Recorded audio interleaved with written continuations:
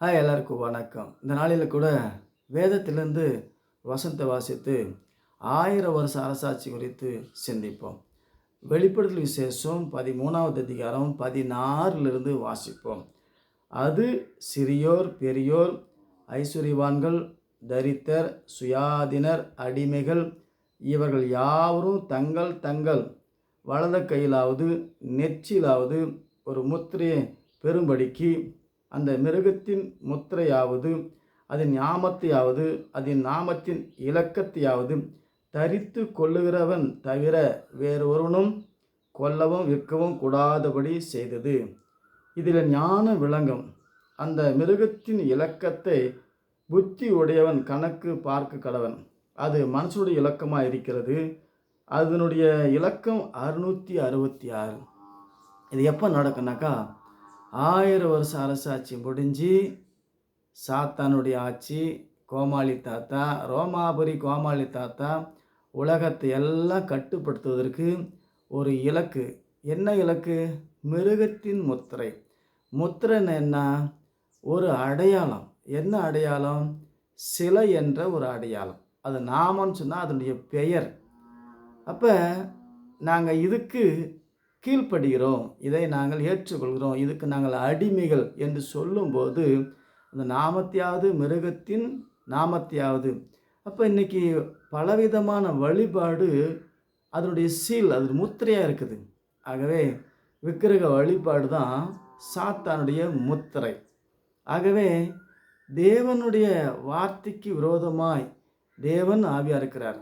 சாத்தான் உருவத்தை கொண்டு வந்து நம்ம உருவத்தை மாற்றுவான். அதாவது அவனைப் போல இருளின் அந்தகார சக்தி போல மாற்றுவதற்கு சிலை வழிபாடு. இங்கே இந்த சிலை தான் 666. அதுக்கு ஒரு அரசாங்கம் ஒரு சீல் வைத்திருக்கும். அது ஒரு குறியீடு. ஆகவே யாரெல்லாம் விக்கிரகத்தை வணங்குறாங்களோ அதுவே அதனுடைய நாமத்தின் இலக்கம். புத்தி உள்ளவன்னா, பக்தி உள்ளவன் எப்படி இந்த விக்கிரகத்துக்கு வணங்குவான், விக்கிரகத்தை ஏற்றுக்கொள்வான்? அதுதான் பிசாசுனுடைய தந்திரம். பக்தி என்னும் வேஷத்தில், பாசத்தில் விஷத்தை வச்சுட்ருவான். அம்மா அம்மா அம்மான்னுவாங்க. அம்மா கிட்டலாம் பரலோக ராஜ்யம், பரலோக திறவுகோலை தேவன் தரல. ஏசுள்ளார், நானே பரலோகத்துக்கு திறவுகோல். இன்றைக்கி இப்படி சாத்தான் என்ன பண்ணுவான்? பலவிதமான வழிபாட்டில் அவனுடைய வாழ்க்கையின் திட்டத்தை, அவனுடைய அரசாங்கத்தினுடைய முத்திரையை உலகெங்கும் சீல் வைத்திருக்கிறான். ஒவ்வொரு மதத்துக்கும் ஒரு சாமி. ஒரே மதம் என்று சொல்லுகிறார்கள். ஒரு மதத்துக்கு 33 கோடி பொம்பளை சாமி, ஆம்பளை சாமி. இது எல்லாமே பக்தின்னு வேஷத்தில் சாத்தான் வச்ச சீல். ஆகவே மிருகத்தையாவது அதன் சொரூபத்தையாவது அது நாமத்தின் இலக்கத்தையாவது தரித்து கொள்ளுகிறோம். 666 666 மாத்திரமல்ல, அது ஒரு சீக்ரெட்டு சீல். ஆனால் எது வெளியரங்கமான முத்திரை? நெத்தியில், வலது கையில். அப்போ கும்பிட்றான், கையெடுத்து கும்பிட்றான், ஒரு பொம்மை பார்த்து கும்பிட்டா அதுவே முத்திரை.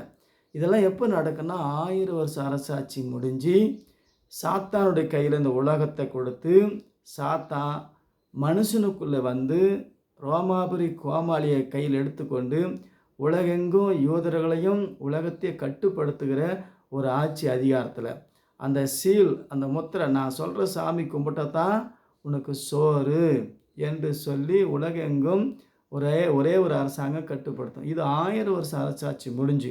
அதுக்கு முன்னாடி நம்மெல்லாம் புத்தி உள்ளவர்கள் தேவனுடைய நாமத்தில், இயேசு கிறிஸ்து நாமத்தில் ரட்சிக்கப்பட்டு இயேசு கிறிஸ்து நாமத்தில் ஞானஸ்தானம் எடுத்து ஒரே தேவனை ஆராதிக்கிற நம்ம அதுக்கு முன்னாடியே 7 வருஷம் மணவாளனோடு மணவாட்டியாக எடுத்துக்கொள்ளப்படுவோம். இதெல்லாம் 1000 வருஷம் அரசாட்சி முடிஞ்சு நம்ம அதுக்கு முன்னாடி பயப்பட வேண்டியதில்லை. உலகத்தில் பலவிதமான உபதேசத்தை குழப்பத்தில் அதை வந்துட்டு அந்திகிறிஸ்து 666 முத்திரை போடுறான், அதை போடுறான், இதை போடுறான்னு சொல்லி குழப்பத்தில் உலகத்தை குழப்பத்தில் பொழப்பு பண்ணிகிட்டு இருப்பாங்க. ஆகவே நாம் குழப்பாமல் 1000 வருஷம் அரசாட்சி முடிஞ்சு தான் இந்த காரியங்கள் நடக்கும். 1000 வருஷம் அரசாட்சிக்கு நாம் ஆயத்தமாகவும். தேவன் நம்ம காலத்தில் தந்தால் பெரிய ஆசீர்வாதம், சாகா வரம். 1000 வருஷம் நாமளே வாழ்ந்து சாகாமல் எடுத்துக்கொள்ளப்படுவோம். அப்புறம் உலகம் செத்து மடிஞ்சு கொண்டு சாத்தான் கையில் சிக்கிக்கொள்ளும். ஆகவே நம்ம காத்திருப்போம், எதிர்பார்ப்போம். தேவன் தருவார் 1000 வருஷம் அரசாட்சி. இந்த வார்த்தை விசுவாசிக்கிற நமக்கு ஆளுகை தருவார். மற்றவர்களெல்லாம் அடங்கி ஒடுங்கி கீழ்ப்படிவார்கள். 1000 வருஷம் இந்த உலகத்தை ஆட்சி செய்வோம். 1000 வருஷம் அரசாட்சி முடிஞ்சு தான் சாத்தனுடைய ஆட்சி. இப்பொழுது இந்த யுத்தம், பஞ்சம், கொள்ளை நோய், இந்த அக்னி, சூரிய வெப்பத்தினால் ஏற்படுகிற இதெல்லாம் அடையாளங்கள். வேதனைக்கு ஆரம்பம். இதெல்லாம் வேதனை பண்ணும்போது தான் பூமி நம்பி வாழாமல் சாமி நம்பி வாழும்படியாக ஜனங்க சிந்திப்பதற்கு யார்? தேவனால் தெரிந்து கொள்ளப்பட்டவர்கள் தான் இது விளங்கும். மற்றவர்களுக்கு உணராதிருப்பார்கள். அனைவரையும் வாரிக்கொண்டு போகும் வரைக்கும் உணராதிருந்தார்கள்.